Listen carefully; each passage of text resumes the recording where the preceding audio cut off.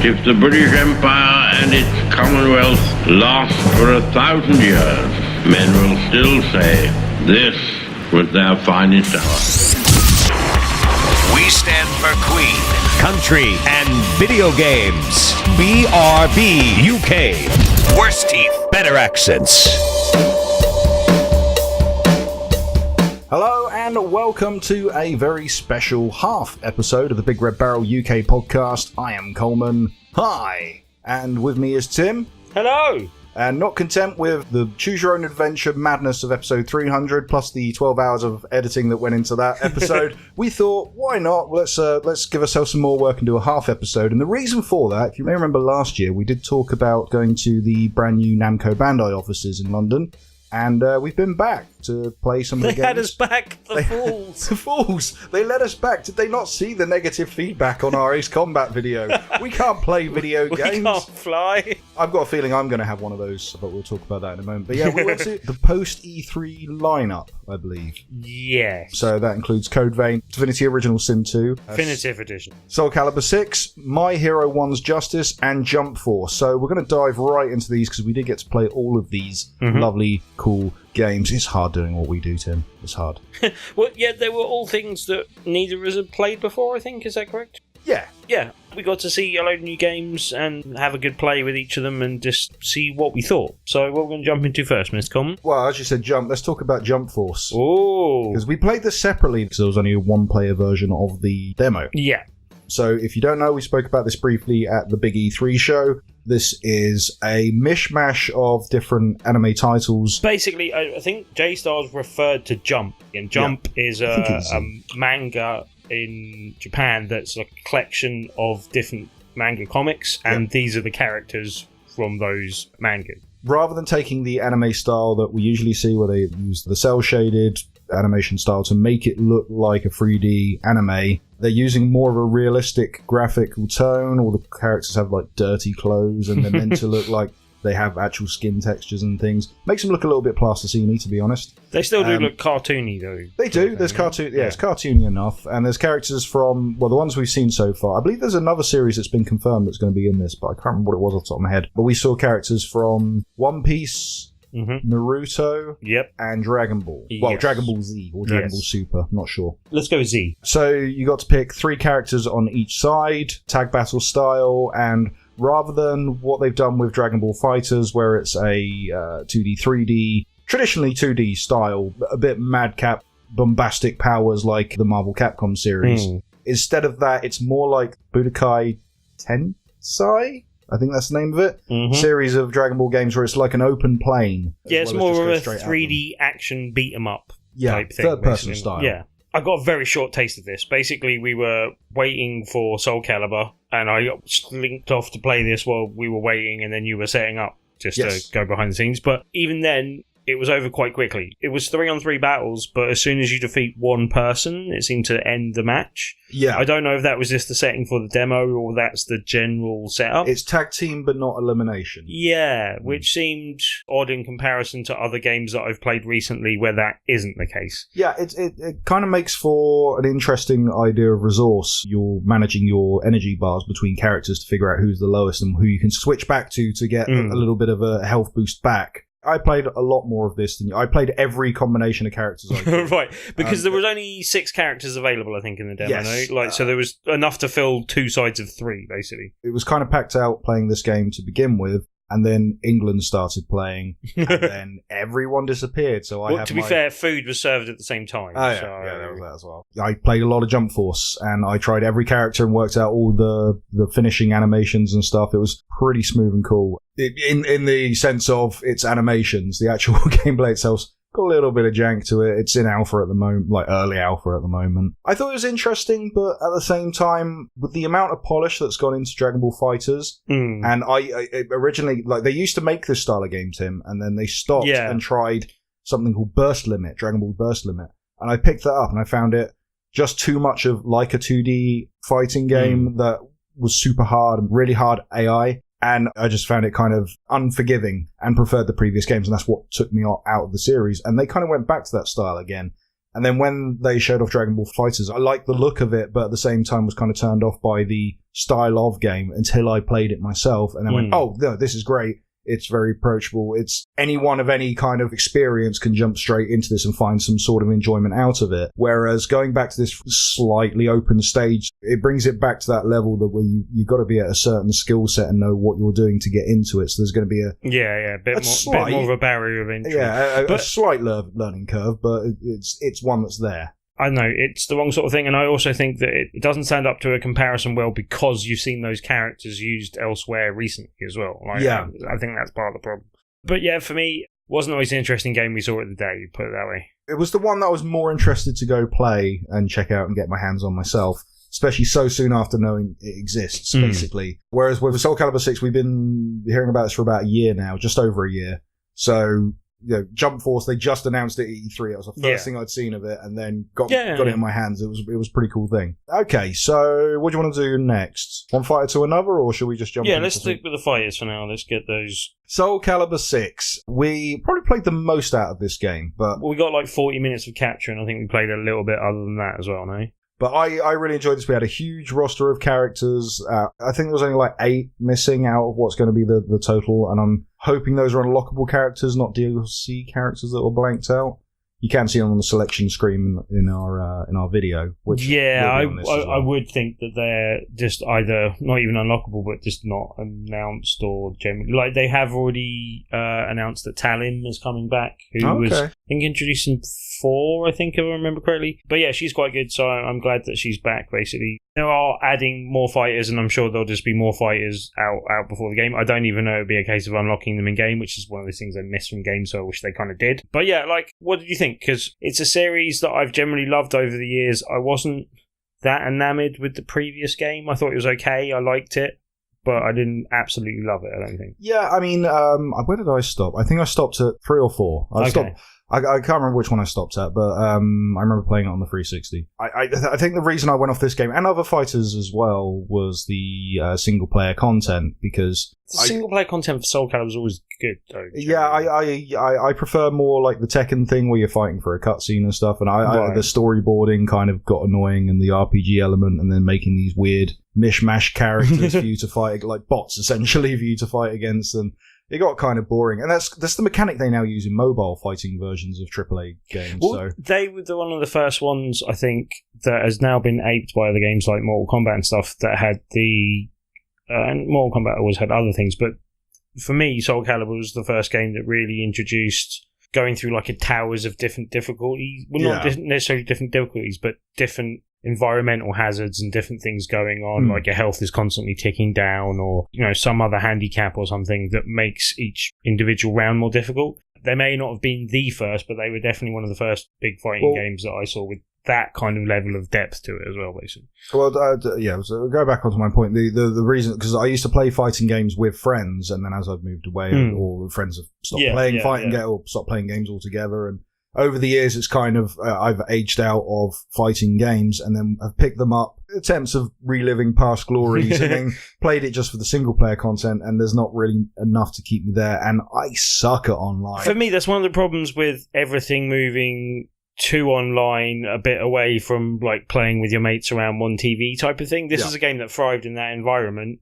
and I don't think works as well with just the online there. And it's not as easy to like get a group of mates together. I know you can do it through, partying up and doing that in some ways in some games. I'll put it this way. If I was playing Tekken 2 and someone started cheesing the same devil lasers over and over again, I can hit him with a controller and call him a dick. Yeah. You can't do that to the guy who's playing in Korea at 4 a.m. So, by the powers of the internet. But I think since we've been playing fighting games together, that's what's been getting me back into fighting games. Yeah. Because we're back to that local content again. And playing Soulcalibur VI, if I was playing that on my own, I would have gone and played it for video pretty much. That was it, just cycle through characters. But instead it was us cycling through characters, trying to figure out which one's our favourite, but how we're going to outmatch the other one, and bringing that back into it. So yeah, it's probably made a day one purchase for me because of after playing this. And Geralt's such a good character. Yeah, he works really well. Geralt from the Witcher series. specifically very Witcher 3 looking Geralt version in this one. He's got all his cool little spells and stuff. He does his fire and his mind control and his what is essentially a force push. He didn't seem out of character, which is, I think, the best compliment I can pay. Putting him up against Mitsurugi just didn't seem out of place at all. It worked really well. In our preview video that we put up, where it's just pure gameplay, no talking over it or anything, but we played a Geralt v Geralt match. I think we both played as Geralt and lost as Geralt and went, right, Geralt has to win a match. He's the new character. So we did Geralt v Geralt. That way someone's going to win. And it worked out really well. I thought it was very entertaining. It was good. But yeah, I really enjoyed my time with the game generally. I think people correctly identified that I get a bit spammy. That's kind of how I approach fighting games. You fight like an esports fighter. Oh, thanks, I think. Yeah, they do a lot of the same moves over and over again. The one compliment I did get from the internet was people like my tacky fighting, and she's always been one of my favourite characters. You did make her look very impressive, even though you used about 4 moves over and over again. Well, that's what I do. I really enjoyed my time with it, and it was one of those ones where, I can't wait to play more of it, basically. Favourite character in the roster? Historically, between Taki and Kalik, I'd say. But I have a lot of fun with Maxi. There's a lot. That's one of the reasons I really like this game, because there's a lot of characters I have a lot of fun with. Whereas in other fighting games, I generally resort to the same type of characters or a couple of characters. This one, I like going through the roster quite a lot, kind of thing. I'm feeling Geralt, but he can't beat Mitsurugi. He's my favourite still, and he worked really well in this. He has the best ring out moves. Yeah, I should say there's an addition that is new for this version of the game called Reversal Edge, and I quite like that as an addition. I think you were a bit less enamored with it than I was, Coleman, but basically that's the bit where you'll kind of go for a clash, and then it's almost like the mechanic from Injustice, where you choose, it's a rock, paper, scissors type decision between your 3 attacks, and one beats the other. But it led to some big clashes and coming together, and that with the special moves and stuff as well. I think it adds a fun element that kind of brings it fully up to date and makes it's kind of derivative of other things, but it still feels like its own thing. It feels in keeping. I thought that those clashes felt in keeping with the kind of sword type combat as well. Like you say, it's similar to Injustice 2 system of their clash system was, if you've built up enough energy, you can use a light attack, a medium attack, a heavy attack, a super attack sort of thing, and you wage who's going to pick the lower attack, and if you've got the stronger attack, you win. This one is low move, high move, middle move, who gets the high ground. Yeah, and I said it's literally just rock, paper, scissors with this one. Don't do it, Anakin, I have the high ground. Which is a bit simpler, but I kind of like that, and for me that kind of gives me some shades of Dead or Alive, which I kind of like as well. So has super moves though. Yeah, and as I said, I like them. I think it's a good update and adds another level of interest. They're great in Injustice because they suit the characters. They're superheroes and supervillains. They have powers. That's really cool. When you put them in games that I know a certain way and it changes, it does change a lot about the game. Yeah. Because the super moves, they are big, powerful attacks. And I know you can use them to your advantage. If you're losing, all of a sudden, bang, you just knock someone's health bar down by whatever the handicap you've set, but usually about halfway. That gets you back in the game. That's fine, but at the same time, it feels out of place because I've played Soul Edge, I've played Soulcalibur and the sequels, I've played Tekken, I've played Street Fighter. Putting super moves in kind of it cheapens the feel to me, but I think that's just takes personal. Away from the combat.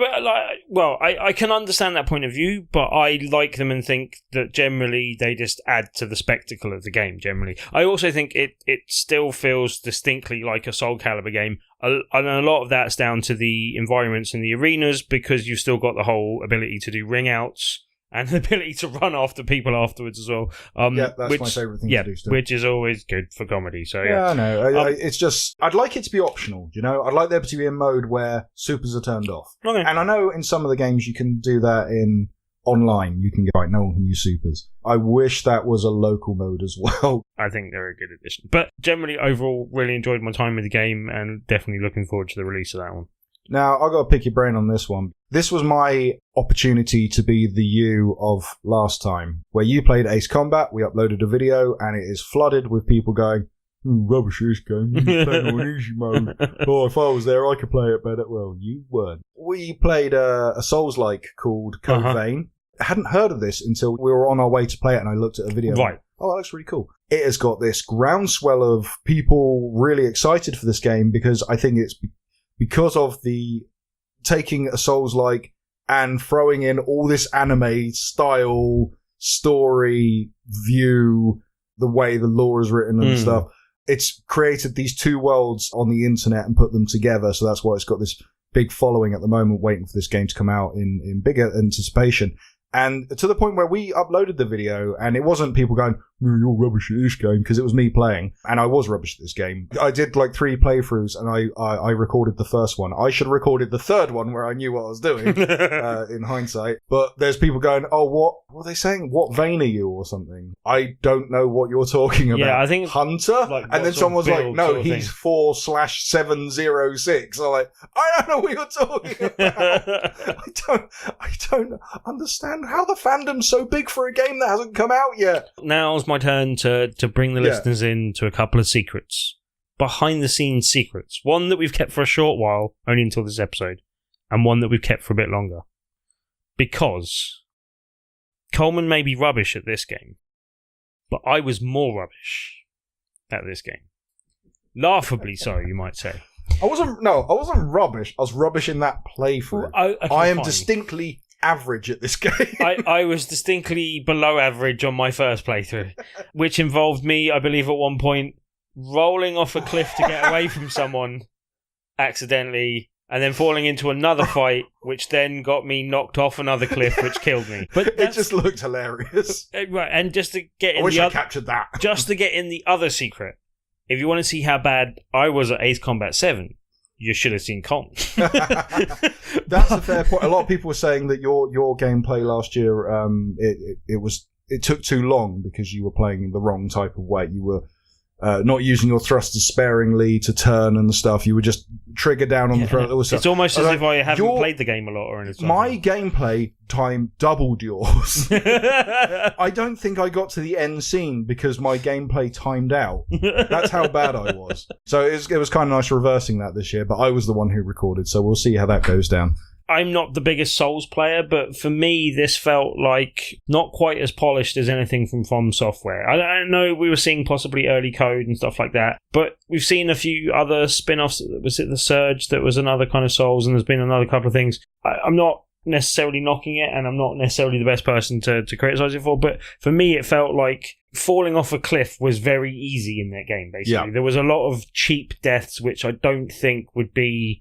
They might make a particular area very tricky for it, but I don't know, it was just the area we were playing in. It seemed that anywhere you were always by a cliffside and always could fall off to your death just, by going off the path a little bit. Yeah, but and kind of aping on what you say, like our experience this, I believe you played Demon Souls for a bit. Was that the one, or were you playing Dark Souls 1 originally? I played the original Demon Souls. Demon Souls, okay. So you played Demon Souls, and I played one of the Bloodborne. Dark Souls 1 or 2, I can't remember. Yeah, I tried the intro to Dark Souls 2 and went, not for me, and then I played Bloodborne and really got into it. So we're not the most experienced at the genre, or the series for fact. But I've dabbled here and there in other games, especially in preview, because we've been to events and stuff where we played a Souls-like. Usually I queue up for something and then I sit down and go, oh damn it, it's a Souls-like, you got me again. And the kind of level we're showing these games at are very janky, very, very early. Some interesting twists on the format we've seen in previous titles and stuff. But this one, it didn't have that jank. It wasn't too, as you say, it wasn't to the polish of the Souls series, but at the same time, I was impressed with what it had there. And because of the style of story, I don't think it's a day one for me, but I think somewhere down the line, I'll probably pick this up or try it maybe, like a rental or something along the way. But again, it's not a game made for me, but it's got enough there for me to be curious about. For me, it's something I'll pass on, but I can see why Souls fans and other people would be excited by it and interested in it, basically. I mean, they're anime guys that wear gas masks. So there you go. That's the Souls crowd. That's the anime crowd, and the weeboos, and that's the cyber goths. They wear their gas masks, don't they? All tick. So what are we moving on to next, Mr. Coleman? Right. So I played this one and you didn't. Oh, right. This is My Hero One's Justice. Yes, I wanted to play this. Yeah. But the Switches were... They were dead by the time you got to it. So we got there and there was 2 Switches just randomly just on a chair somewhere. There wasn't really any big... it wasn't signs or anything saying go play My Hero 1's Justice. And at some point I walked over and saw 2 Switches, and one of them someone was playing and the other one had Dragon Ball FighterZ on it, which wasn't in the lineup advertised to us. And I went, oh, Dragon Ball FighterZ, I have that, and put it down and walked off and played something else. And I didn't realise someone was just messing around and switched on the Dragon Ball demo. So that's why that was there. But My Hero 1's Justice. And so, because I then saw someone walk up and go, oh, that's the wrong demo, and put the right one on. Right. So what type of game was this? Open arena fighter, I guess, is maybe the correct term. Okay. It reminded me, and I'm going to show my age here, it reminded me a lot of Psychic Force. Right. That no one has ever played apart from me and a mate from senior school. Good. Which was a game on the PlayStation where you played as psychic anime characters and had psi forces. You fought in a big cube because they had arenas, but they wanted to have you open flying around the world, but PlayStation wasn't very powerful. Okay. I believe there's a sequel that never came out in the UK. Anyway, it kind of reminded me of that. It's a small open area where you can move around and stuff, and you're not limited to the ground. You can go in the sky and stuff as well. But it was a very small area at the same time. And it was quite upsetting because on the way in, I was looking through the list of games. This one popped up. I looked up a trailer and went, wow, that looks really good. And I showed you and went, that looks... it's very colourful. I hope we can get some footage of that. And unfortunately we couldn't. But the game itself, after playing it, it kind of reminded me, it felt like it's a 3DS game that they stuck on the Switch, to be honest. Not in how it looks, just how it felt. But it had some interesting mechanics. You play these kind of chibi superhero, supervillain characters. They're anime style once again. So they've got spiky hairs or psi powers or gas masks or faces sewn shut or superhero types. And they're all really interesting looking characters. And then you play in like a building area or an open street or something, and depending on the arena, there's different things that happen. So my first fight, I was inside a building, and the more I was kind of button mashing and throwing this person around, the more we would fly into the air and go through floors and break walls apart and stuff along the way. And that part was kind of cool, but it didn't really grip me. And I don't know if it's because every kind of big console game we were playing had a big a moveset list and some kind of direction as to what you're doing. This was literally just set up as pick up a Switch, work it out. Yeah, it didn't really catch me. I had about 5 fights on this game and I couldn't quite work out what I was doing. So I don't know. Because it is coming to PS4, Xbox One and PC, I see, as well, basically. Yes, but the only version we had was the handheld Switch version. Yeah. But I need to do more research into this and hopefully get my hands on it again. But I wasn't overly impressed with what I played. I don't know when this game's out. October 26th in English. Okay, so that's got a fair little while. August in Japan. Yeah, that's got enough time. Plus, we don't know when that build was from. Yes. Well, it was from E3. Well, but so was Ace Combat, but that was the build from the previous year and all that. So, yeah, so... Look it up, the trailer. Well, I might be able to see if I can slip in a snippet of gameplay from the trailer or something in this video, in the video for the podcast, if you are that way inclined. But you can check out a trailer or something yourself. But the excitement of the trailer wasn't conveyed in the game, I felt. Okay, because I liked the look of it from the trailer. I was disappointed I didn't get a chance to play it. Psychic Force for the new age. I want Psychic Force 2. Oh, can I get that? Possibly never. I'll see if I can import it. So, moving on to our final game, I believe? Yes. So this is interesting. So this is a game that's already out. This is a game we have a review for, I believe. Or do we have a review of the first game, not the second one?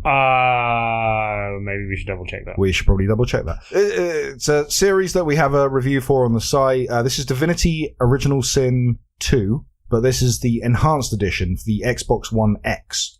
The definitive edition. Yeah, so you can play it on the Xbox One if you want, but you'll get the full benefit, obviously, from the Xbox One X, improved visuals, 4K, 60 frames a second, all the good stuff you'd expect from a PC on a console. I know about this series. This was a Kickstarter title? I believe, both games were Kickstarter. Okay, and this is an RPG in the sense of taking old school RPG mechanics and trying to bring them to a new age. It's top down, a very sort of wander around. It's isometric rather than top down. Oh, sorry, isometric. I always put the two together.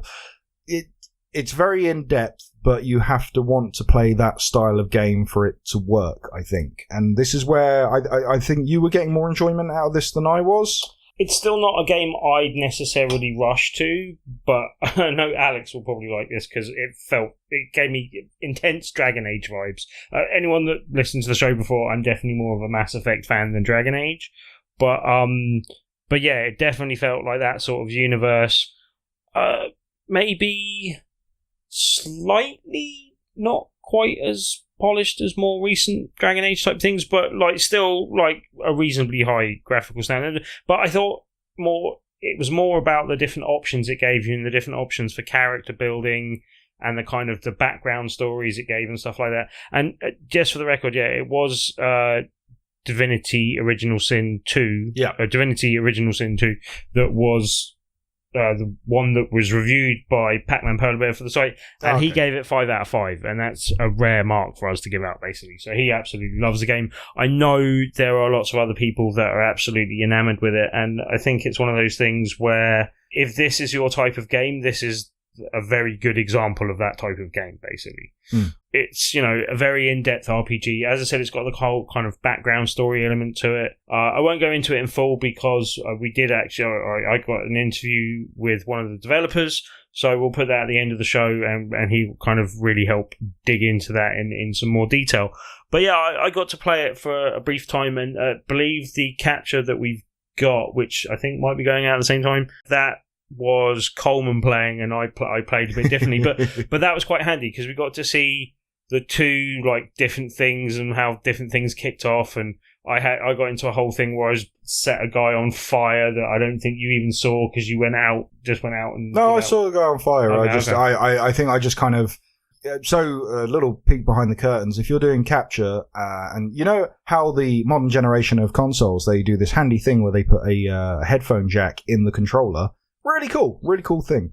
Unfortunately, if you're doing capture and you use that, it then mutes the capture. Don't get the audio. And unfortunately, that's fine for the podcast. We don't need the audio in the podcast videos, but we've only just started doing that. If you want capture, then you need that audio. Right. Okay. Yeah. And the only other way around that is turn the TV up. But when you're in a room with other people trying to play this game as well, you don't really want to do that. So I was playing this muted while you were playing. Yeah. And I wasn't really getting... And that's a shame because it's a whole world building thing and that kind of, the voice acting. Yeah, so I don't know how it comes across in the video if it's... I tried to play... I was trying to read through and imagine they were talking to the point where I could then skip to the next thing because it doesn't automatically change things. You have to prompt it each time. So I don't know if there's a bunch of people going... Hunter, well done. And we're going through the... Okay, now all right, but beware for... I don't know if it's doing that or not, but it won't really matter in the podcast video. But I will try to put the raw footage up as well. So I haven't got round to doing that yet. Silly me. I forgot. But I think we're going to put the interview stuff anyway. Yeah. But yeah. But being the definitive edition, it comes with all the content that's been released in DLC and stuff as well. I liked the new characters. There's like a skeleton type character. I was a little bit upset because you can now play these character intros when you're picking your guy. Yeah. If you've got a specific character and class, then it will play like let you know about that person's history and stuff. If you play that same race with a different class, then it may not play that same intro. I found. Basically, it's got a load of stories in the game and background stories that are for particular set characters, but then you can still craft your own character. Yes. But one of the things that did explain in the interview that I found quite interesting was basically the system kind of reacts to you dynamically based on the kind of those sort of character traits and background elements to your character that you've built up.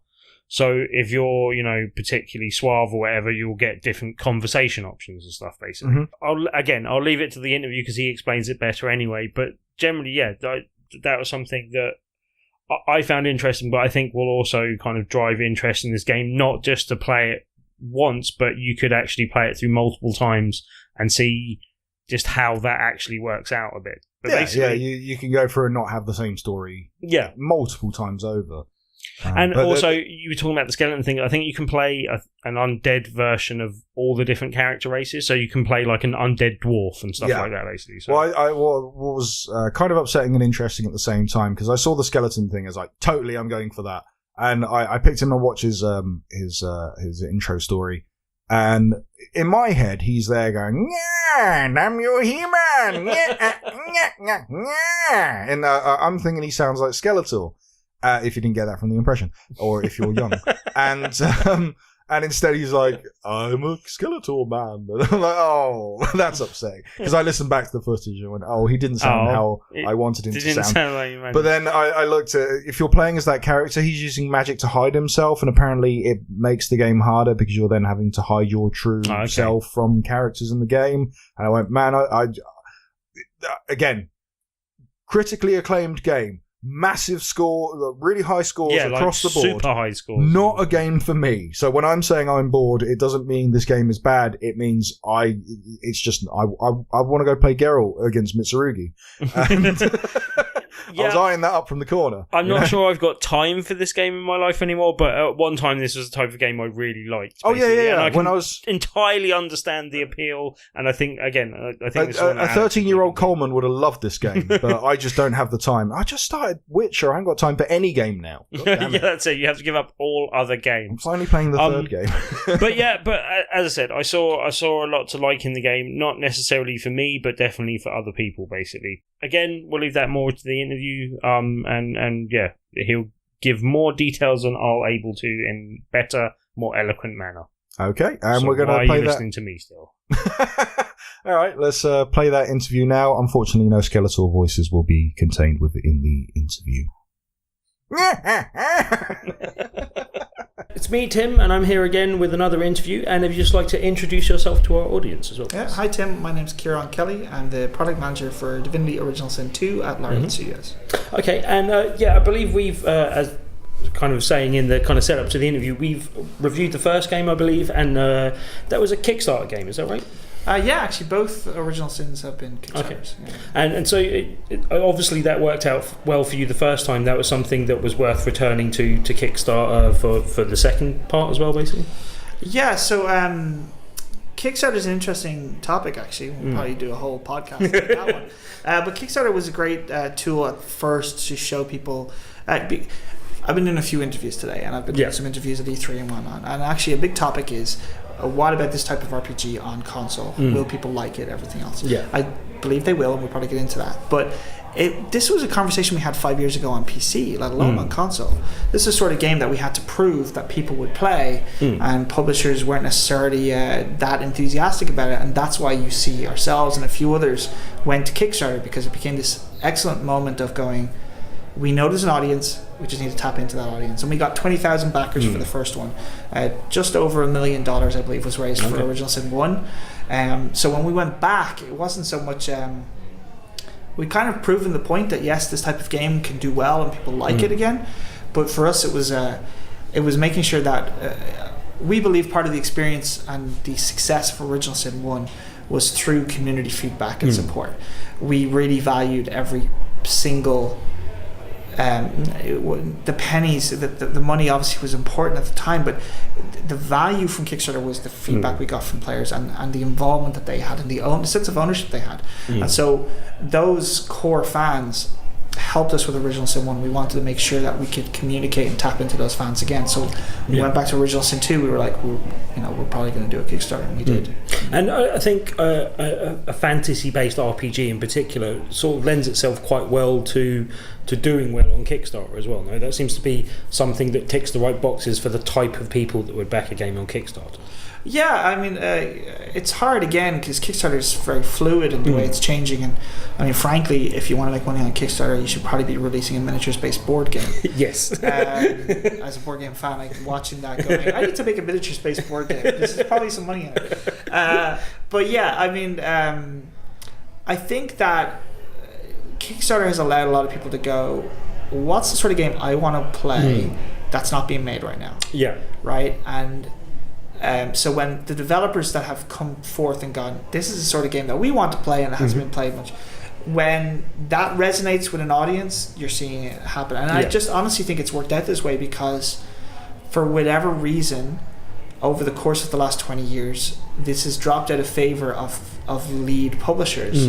I don't blame them because they're doing what they believe the market dictates, but somewhere along the lines, these RPGs dropped out of the zeitgeist or through the cracks. Yeah, and I think it's just been a revival, which is great. Yeah, and I think the only sort of big publisher that's doing a game of the same ilk type thing as an RPG fantasy based is obviously Dragon Age. But even that's something they've kind of put on the back burner for the moment while they're concentrating in other markets as well. But there's definitely the demand for it. Yeah, absolutely. And I, without I'm a big fan of a lot of games, so I don't want to. It might come across badly if I start critiquing or talking about specific designs and whatnot. But I think that you could definitely see how there are certain developers dabbling in certain things or engaging with them fully, but doing their own twist on them. But they're either already big enough where they don't need to care about what other people think, or that's pretty much the main thing, that they believe they could do something that resonates with an audience that they have.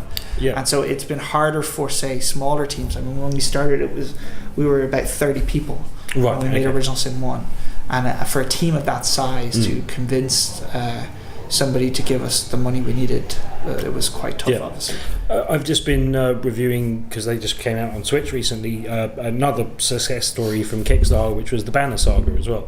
Again, kind of fantasy based and not quite the same genre, because it's the Banner Saga. The Banner Saga, great. Really good game as well. And as I said, I think they're particular things that kind of suit, the Kickstarter type of the Kickstarter audience, basically, and the people that are there, basically. But what do you think was sort of key to gaining success on Kickstarter for you, with the sort of the pitch that you kind of took originally to Kickstarter, basically? What was key? I think it was, we had a very clear idea of what we wanted to make. And I dare I say we knew that idea 3 or 4 years before we went to Kickstarter. Right. And the idea of Original Sin 1, was called, the original build, I believe, was called Eyes of a Child. And that pitch went out to several publishers and various people. And I think, if I could summarize it in one way, our form of design, and to break new ground, so to speak, to do a multiplayer RPG like we did at the beginning, and to do various things that we knew was popular, say in the days of Ultima and whatnot, like the interactivity of the world and the multiple ways of solving things, all of that was fairly new turf for a lot of people. And in order to do that, it required a process that was not driven by milestones as heavily as development usually is. So our whole design philosophy from Original Sin 1 through to the definitive edition of Original Sin 2 has been an iterative process. The dialogue system that you see in this game now is only as good as it was. It's only as good as it is now because of what was nearly a year of iteration of style and tone and language that our team of 9 writers had to go through. And so their blood, sweat and tears is the reason why the dialogue is so good. And that we can say that about every stretch of the game, because our iterative process allowed us to go, we don't know how this is going to work. We know it'll feel good when we do it.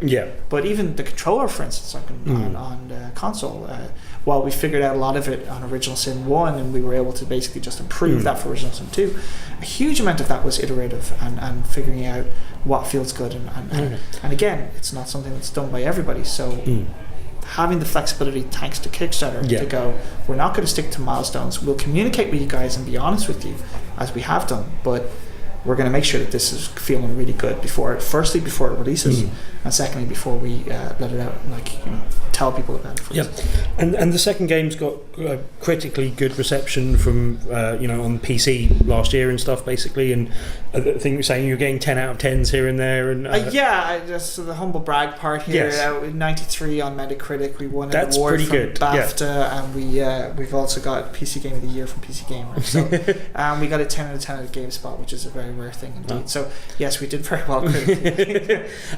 But then, what are the challenges in making sure that you still deliver that full experience to console gamers? What I can say about this one is Original Sin 1 was not originally... Well, we always thought we might bring it to console. It wasn't necessarily in the plans because we didn't have the money. We were just like, let's get the game out, see if people like it. And then when it came out and everyone liked it, we were like, okay, great, now maybe we can actually finally do what we wanted to do. Because split-screen co-op was in the original document for Original Sin 1. It was literally our two main characters, Scarlett and Roderick, sitting on a couch with two controllers and looking very nonplussed with each other as they were a bit disappointed with their play. And that was was the original vision. So for us, do we need to check our time here? No, just checking it's okay. When we were bringing this to console, which I believe was your original question, we knew at a launch of Original Sin 2 that console was something we wanted to make. Yeah, so that was in the back of the mind when you were designing. For sure.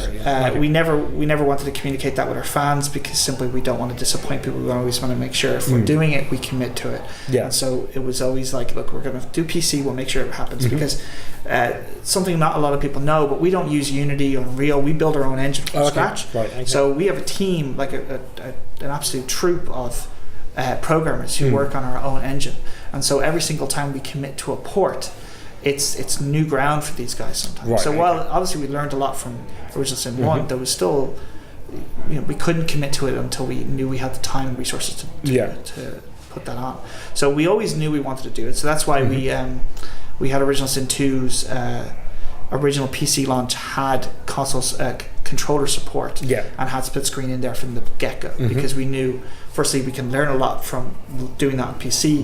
There are people that will want to play it on couch, they can do that with their PC version, and then we just make sure that when we use that time then to make sure that we can polish the PlayStation and Xbox versions. And you mentioned the dialogue system. One of the things I saw from the demo I just got to play through was that there are dialogue branches that are particular to character traits, and then there are dialogue branches that seem to be particular to just the character you're playing as. How does that kind of manifest throughout the game, and how difficult is that to actually build and structure the game around? So before I get into how difficult is it, how does that define the structure, can I just say that some people don't realize it, but what you're seeing is actually one layer of it. There's two layers. So when you say that you've got different choices in dialogue, that's how you role play to the world. Okay, so you can say you're a scholar noble. Yes. So you get to say something scholarly or noble based on this conversation. Or you're Sabile, and so you have a unique thing that Sabile would have insight on. So these are interesting choices that you can make through the dialogue. What you're not seeing is what's happening behind the scenes in the system is that NPC sees those tags and reacts to you differently based on them. Right, okay, so there is a whole sort of branch. There's a whole branch there that you might not see because you're a dwarf. Yes. Or because you're a scholar. Or because actually you're an outlaw and they recognize you're an outlaw so they don't talk to you about certain things. So when you choose tags or you choose an origin story, you're not just saying how you want to role play, but you're saying how you want to be perceived. And so if I showed you a dialogue tree of a regular NPC, you might think that they're a really big story NPC, but actually there's a bunch of branches there that are just there for different redundancies based on your tag system. And so this is why we needed 9 writers. We went from 2 writers to 9 writers in this game because there's over 1 million words of dialogue, and I think you'll see maybe 60% of that depending on how you play and how you play. But that then adds to the replayability and obviously makes it more interesting on subsequent playthroughs when you're playing. And it makes the world feel more dynamic. So if we're playing together in multiplayer, and I'm a dwarf scholar and you're an outlaw elf, we're going to find ourselves going, actually, you know what, you better chat to them because I think they're part of the Thieves Guild or whatever. thieves guild, but you know what I'm trying to say. That's all they look like they're a dodgy side of the life there, so maybe you should chat to them. You can maybe speak a little streetwise and have a different conversation. And so that dynamic is throughout the entire game. Okay. And so by doing that, we create the goal of that, right? Why are we doing that? The goal of that is to create a more immersive world. Yeah. So when I play that game and I play it the way I want to play it, the game reacts to it, and it isn't a generic reaction. It feels unique to my character, and whether I'm playing a custom-made character or a pre-written character. Yeah, and so does that mean that there are presets, like obviously like there's the background stories for the kind of pre-made characters, and I was playing as the Red Prince with BigRedBarel, so I was kind of on brand there basically, and he was kind of noble and scholarly, so they had those certain things. But does that mean if you make a character, there could be structures where having like particular traits lead to a sort of an odd kind of set of structure and route? Well, in the game, basically. if you're going to play something like a jester noble, you might find yourself having some interesting conversations. But no, the system is robust enough to allow you to role play the character you want to role play. Right. Okay. Yeah. Where the origins come in, the origin stories are pre-written characters. They have their own unique tags. Yeah. So that's how we deal with if somebody knows the Red Prince, or if the Red Prince would have certain insight in a certain situation. Excuse me. And what's great about the reason why I actually got this in a previous interview. If we were to say. We found out that our audience actually, a good chunk of our audience wanted custom characters. They wanted to make sure that they could roleplay themselves or somebody else they wanted to create. But then we had a bunch of people saying, actually, no, I kind of prefer a pre-written character with their own lore and history in the world. So the reason why the tag system, or part of the reason why the tag system became what it was to allow these two things to happen. So by creating a tag system that allowed you to customize your character, not just visually or I get to write a bio, but to actually say, to the game, these are fundamentally parts of what defines me as a person and a character. The game can then react back, and that's the whole point of it. And I noticed you could have undead versions of those characters as well, basically. So you can be an undead dwarf that's scholarly and noble and everything else like that. Undead is fun because the way it works on a very basic level is that you have to cover yourself. So you have to wear particular parts of clothing. If you remove one of those, so it's just you take off your hood or you take off your trousers for whatever reason, and start walking around with part of your skeletal body exposed, then people will react to you as if you're an undead. So they will see you as an undead and they'll either retreat in fear or they'll attack you, or maybe they'll even talk to you because they're not actually put off by the undead. And so how that works is then you switch tags when you do that. So you are a dwarf undead. So when you are fully clothed, the world sees you as a dwarf and your tag is dwarf. But when you take off your hood, you're now an undead, and people react. And in the same way, we have a mechanic in the game called a shape-shifting mask that you can craft or find in the world. And that allows you to put on a mask that changes your race. So if you wanted to say you're playing as a human, and you decide, actually, I'm about to encounter a bunch of elves, it would be ideal to speak to them as an elf, and I don't have an elf in my party. I can put on the shapeshifting mask, switch to an elf form, and then don't ask me how you craft a shapeshifting mask. Okay, we'll leave that one to be discovered in the game, basically. But I was a Red Prince, and during the kind of tutorial and opening part of the game, I was wandering around with a bucket on my head because it gave me a bit more defense and made me look silly. I kind of liked that. That seemed to So you can literally play the game anywhere you want, basically. Well, there's an old philosophy, and we've moved offices since, but in the old office in Ghent in Belgium, we had a little sign on the wall and it said, "Why can the plant pot be moved? Because it's there." And the philosophy, at least for us, is, again, we want the world to be as immersive possible, and so if there is something there, we want logic there. And so there's David, our producer, who's very much into our loot tables and our items in the game, will probably tell me that I'm wrong, but I believe that absolutely every single item in the game has a use somewhere. And we've tried to make sure that that's the case with everything. So if it's an item or a person or a skill, it has multiple uses as much as possible. And there's a whole crafting system, and you can be combining objects to make new things and other stuff as well, basically. Yeah, crafting's a funny one because a lot of people maybe don't like it, but then the people that do really want it. So we've always made sure that our game has crafting, because there's quite a few of us in the team that are very passionate about it. Okay, and so what's new for the second game, particularly, that you've added from the previous game? So the improved version of Definitive Edition, or I was going to come on to the Definitive Edition and see so what Original Sin 1 to Original Sin 2, you're going to see huge changes. Firstly, you've got the multiple races. It was only human before. Right. Huge amount of dialogue, 4-player multiplayer, a huge amount of additional dialogue, all fully voice acted from the get-go. The Original Sin 1 wasn't at the beginning, and then it was for Enhanced Edition. Split screen multiplayer. If you're playing on PC, there's arena and game master mode. If you're playing on console, there's arena mode as well.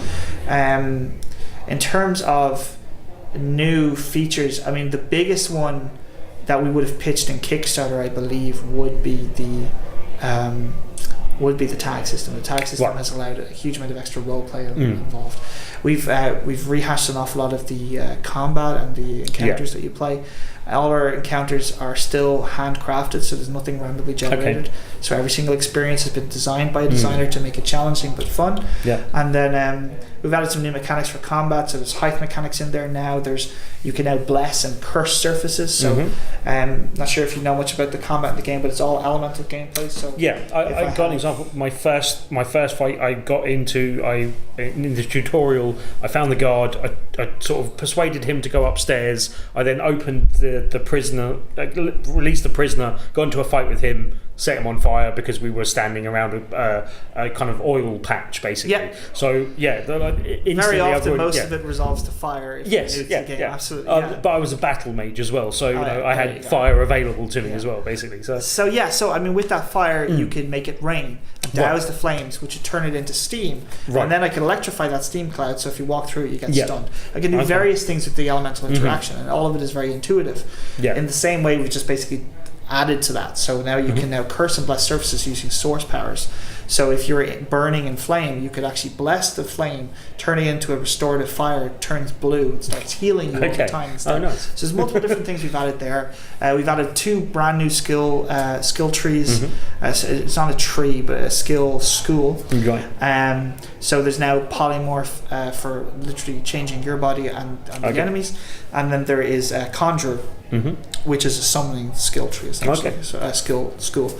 So you're able to summon totems, which depending on the surface they're summoned on. Fire totem, oil totem. You can imagine what's going to happen there. And then you also get you get a minion who you can summon on various surfaces who will also get different abilities. So we've added a lot to Original Sin 2. And we mentioned the definitive version as well. Is that the console release, or is that coming to PC as well? That's coming to PC as well, and that'll be free to anybody who owns Original Sin 2. They'll get the definitive edition for free on PC. So what's coming to definitive edition? We've changed a huge chunk of the story for Act 3, so the final part of the game has been rewritten, rescripted. A lot of new actual encounters and bits and pieces in there. Quite a few new combats. There are some significant changes to how the story will conclude to try and make it better. We were noticing, the story concluded. It wasn't like it just ended abruptly. Because of the nature of the way we design our games, we have to rely on dialogue and various discoveries of the player to make sure that you discover parts of we don't rely on cutscenes, for instance. So the end of the game required us to actually communicate a little bit better about some of the way your choices in Act 1 and Act 2 actually came to conclusion. So we just want to make sure that you get the most fulfilling ending as possible. So we've reworked a lot of that. Over 100,000 words have been re-recorded for that. We've changed the journal, and the journal has been completely rewritten and redone. We've completely changed how we do the journal now, and we've also changed quite a few UI elements to make it both good for console and PC. Okay. So they're just the broad strokes, but there's obviously quite a bit. Yeah. And what's your plans for? You may not be able to talk about this fully at the moment, but kind of dancing around a little bit. What's your plans for the future in terms of this genre, or this series, or beyond this series as well? You mentioned miniatures and being a fan of that. Would you like to see a board game in this universe, possibly? Would I like to see a board game? I think there's quite a few board game fans in the company, and a Divinity board game would be cool. Whether that happens or not, I'm not privy to that specific piece of information. But I mean, in terms of the future, there's a couple of projects in the pipeline, and we've definitely got some cool stuff coming up. But that's all I can say right now. Watch this space sort of thing. Exactly. Just if it comes to it, we do a board game event in a video game themed bar. So if it comes down to you'll it, have to give me your information. Exactly, we have to go from there. If that ever happens. But yeah, also just where and when can people get hold of Divinity 2 Original Sin as well, basically? Perfect. So if you want any more information, you can go to divinity.game, and the game comes out on August 31st on PC, Xbox One, and PS4. And there is actually HDR support for both, so we're going to be using the Xbox One X and the PS4 Pro's extra features. Cool. Thank you, past Tim, for their interview that you did very well. I hear you're the most talkative interviewer of the entire show. Or so I was told, Coleman. Or so I was told. But yeah. As I said, seemed like a good, interesting game, and seemed like an interesting interview. I got more time for any man that likes his board games as well, so that carried some favour. Bit disappointing to see Ace Combat. We would like to see that again, but it was a nice selection of games we got to see. And yeah, thank you very much for Namco Bandai for inviting us along and having us down to play some games. What was your pick of the bunch, Mr. Coleman? Oh, I was going to ask you that. It's probably going in. It was Jump Force. Coming out, it was Soulcalibur VI. Oh, okay. So, yeah, I think going in, it was Soulcalibur 6, and coming out, it was Soulcalibur 6. So, yeah. We haven't got enough fighting games. No, we need more fighting games. Do you know what? I was working this out the other day, because we were talking about playing different fighting games and stuff, and I've been picking up a lot of fighting games on the PS4, and then I went, hold on, why don't I plug in the 360? Why don't I plug in the PS3? Why don't I plug in, like, we got different consoles. Yeah, we have a lot of fighting games to get through. So I could stop buying Neo Geo fighting games on the PS4 instead. Now we just need a couple of arcade sticks, Coleman. That's what we need. Got to get some arcade sticks in. We're going to do this properly. It's going to be great. Evo's coming up in August. I'm actually excited. Yeah. What have you done? Got some games to watch. But yeah, thanks to Bandai Namco for inviting us. It was an awesome time. But yeah, and if you want to check out the video footage as well, Mr. Coleman did some good job of doing the capturing, getting that up. Soulcalibur and Code Vein is up, and I believe we have plans to put a few other bits possibly as well. If you are watching the Soulcalibur footage, Tim is the one on the right, spamming. I'm the spammer. I'm on the one left, learning. Biding my time. That is a video of two halves. I get my ass kicked for half a video, and then I turn it around for at least 3 matches. For some matches. I think I won 3 or 4. I was okay at the end. Yeah, that's one of those instances, because I think it was when we played Tekken 7 like 3 years ago in preview, and I realised that you are the Rain Man of fighting games, because if it's a series you've played before and you haven't played it in a long time, you go, you'll get your ass kicked for half a match, and then go, I suddenly remember everything. Yeah. Muscle memory kicks in. Bang! Insane. It's fun to watch, but insanely infuriating. Because I don't have that. I have ruined my brain cells over the years. Anyway, but yes, this was a short episode. Well, short for us because we're not going the full hour and or 2 hours that we tend to record, and this is a nice little short thing. For you, it's a big thing because we put in an interview as well, and for me, it's a big thing because I've got to edit the whole thing as well. But thank you, Coleman. You're welcome. Used to someone else chiming in and saying thank you at the same time. So, yes, we will be back for episode 301, normal on the Friday that will be released. Dan will be back unless something happens like his new house explodes or something. We both went to the same vein, different scenario. There's always got to be comedy things going around. I just imagine, have you ever seen the movie with Richard Pryor, Moving, I think it's called? No, it's just literally everything that can go wrong in the move went wrong, and it sounds like Dan with his new house. I'm just imagining him like he gets all the keys, everything's signed over, and he's just standing in the door as everything collapses. The front that's collapses. an old school thing as well. Like even before that, the whole the facade house falling down. But yeah, I was thinking that's how I'm imagining Dan in a black and white. I'm thinking Money Pit, but instead of Tom Hanks, it's Dan with 5 o'clock shadow wearing a dressing gown, scream laughing at a hole in the floor. You know, I think that works. Anyway, yes, we'll be back for episode 301. All stations back to normal. We'll go back to news, headlines, what we done played, all that stuff. We just wanted to, we needed to clear some backlog on our agenda that's been running for about 2 weeks. Yes. So we decided we're going to have a review heavy episode. Let's get all the Namco stuff in one crazy good little package for you. Yes. So, for this bonus episode of the BigRedBarel UK podcast, I have been Coleman. I might have been Tim. And until next time, dear listeners, a goodbye.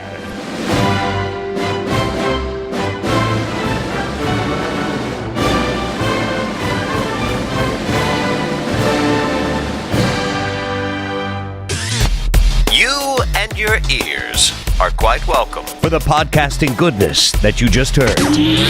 Why not roll on over to BigRedBarel.com for more podcasts, news, reviews, and videos from the biggest, reddest site on the internet, BigRedBarel.com.